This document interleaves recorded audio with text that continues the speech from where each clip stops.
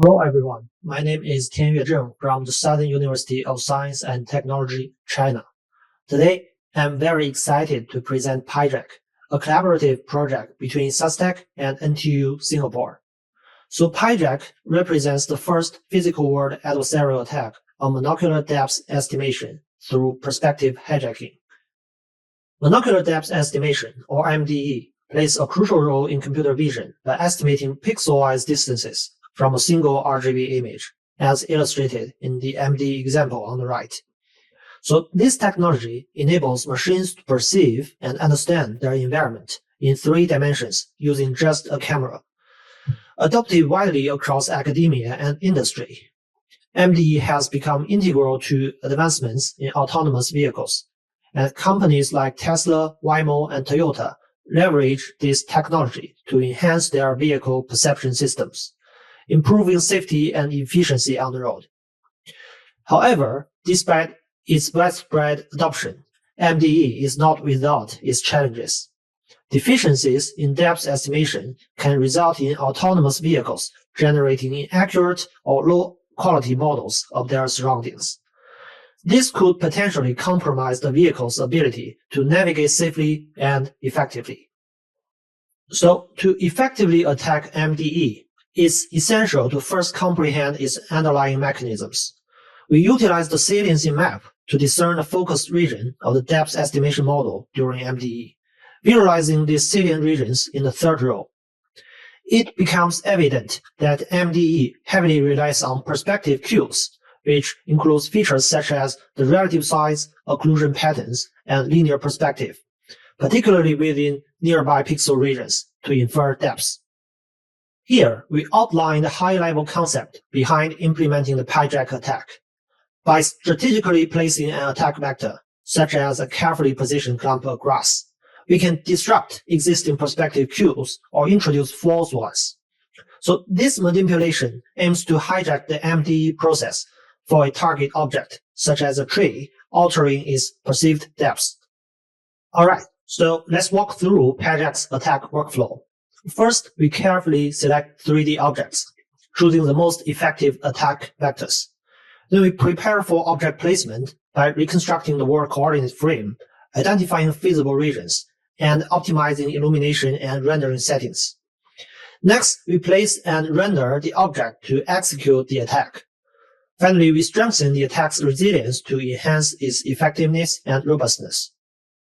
The first step is selecting a 3D object that meets specific criteria. It should have structures similar to the target, exhibit a texture akin to the target, possess an extended shape, and also appear ordinary and inconspicuous. Based on these criteria, potential attack vectors could include things like barrier poles, flags, grass clumps, ladders, safety signs, garbage bins, traffic signs, roadblocks, and hydrant posts. The next step involves setting the stage for 3D object placement. Initially, we need to estimate the illumination. In the case of a clear sky, we employ a neural network to determine the sky dome direction, exposure, and atmospheric turbidity. Conversely, when dealing with an overcast sky, we estimate the zenith luminance. So the estimation of illumination enables us to establish the lighting conditions necessary for rendering the attack vector within the scene. Moving forward in setting the stage, we proceed to estimate the salient region for MDE. By defining a threshold and applying Gaussian filtering, we achieve a seamless and refined salient region. Furthermore, we combine this salient region, highlighted in green in the figure, with the valid region, highlighted in red in the figure, to obtain the area where the attack vectors can be positioned. The next step is object placement and rendering.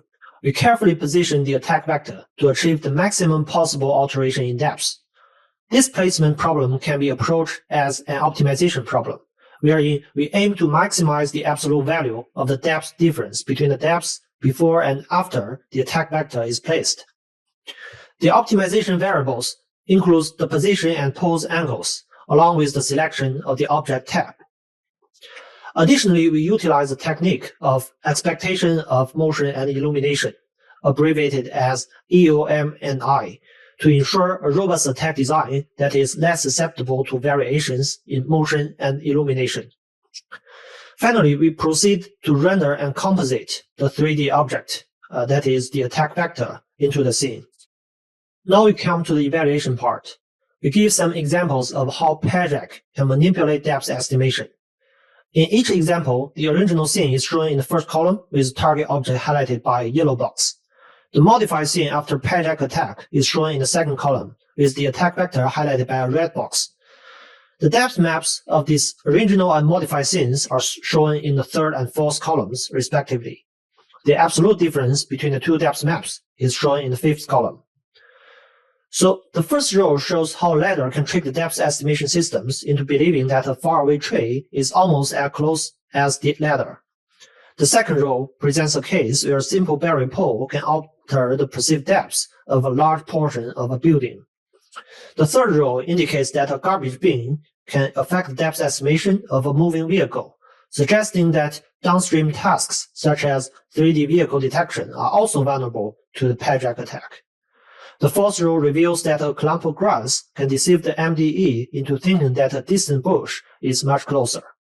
It also shows that the attack vector and the target object do not need to touch in the image space for the Hijack attack to succeed. The fifth row depicts how a stop sign can distort the depth of more distant traffic signs. In the sixth row, it can be observed that a small 3D object, such as a safety sign, can successfully hijack the perspective of a much larger target object, such as a remote tree. We further evaluate Hijack's performance by measuring the mean depth error.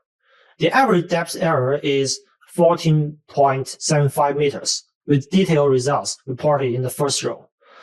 The reason behind the observation that trees are most vulnerable is that any pole-shaped 3D object may hijack the depth estimation of the trunk of a tree significantly. Moreover, trees can also be attacked effectively because they possess a texture that can be easily mimicked by plants such as a clump of grass. Buildings are also prone to Hijack attack because they share some common structural features, such as parallel lines and rectangular patterns with attack vectors. Although a bush has a similar texture to trees, its irregular shape and position make it less vulnerable to attack vectors in the feasible regions. Traffic signs and vehicles pose the most challenges for Hijack due to their placement on perspective-rich roads, distance from feasible regions, and also incongruent color or textures with our attack vectors.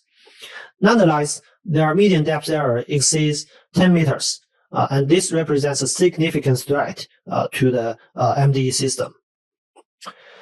We then investigate the impact of attack vector size and also distance. Object size has little correlation with the depth error, we can see. When the distance to the camera is between 5 to 20 meters, Hijack performance is not significantly affected by distance. Mean depth estimation errors range around 20 meters in these cases. However, as the distance increases, the attack's effectiveness diminishes. At a distance of 40 meters, Hijack's induced mean depth errors can be as low as 3 meters. This diminishing effectiveness occurs because the attack vectors become smaller and less clear, reducing their ability to hijack the target's perspective. We also investigate the impact of various factors, including the object's azimuth angle, position, eagle vehicle's velocity, and the number of frames in the recorded video. It is found that the Hijack attack remains effective even under these variations, showcasing its robustness and adaptability.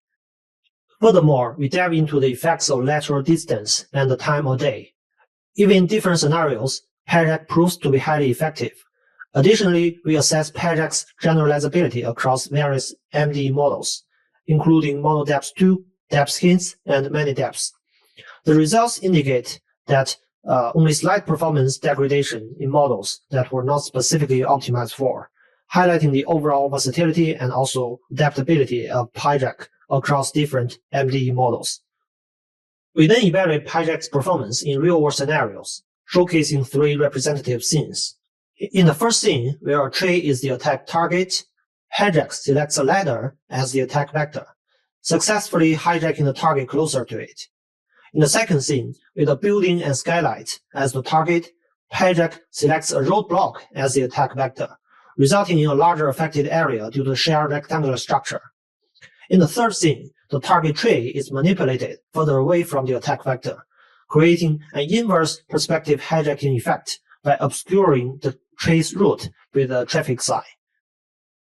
Finally, we analyze the security implications of hijack in the entire AD stack by conducting end-to-end simulations using AWSIM and AutoWare.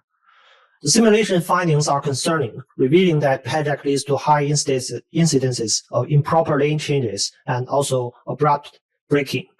These flawed decision-makings result in a high probability of the vehicle deviating from its course and colliding with other objects. On the right side, we illustrate two example scenes where attack vectors and targets are highlighted with red and yellow bounding boxes, respectively. In the first scene, a garbage bin is used as an attack vector to target a distant truck. The AV system erroneously perceives the truck as being on the roadside and changes lanes to avoid it. In the second scene, a ladder is employed to target distant building. Mistakenly, the AV system perceives the building as blocking the road and abruptly brakes, resulting in a collision with another vehicle behind, as shown in the rotate around scene. So in conclusion, hijack represents the first physical adversarial attack on AV MDE systems by utilizing perspective hijacking. By exploiting ordinary 3D objects as attack vectors, this method offers superior effectiveness, robustness, accessibility, and also inconspicuity. Overall, hijack proves to be a powerful and reliable technique for compromising AV MDE system. Thanks for watching.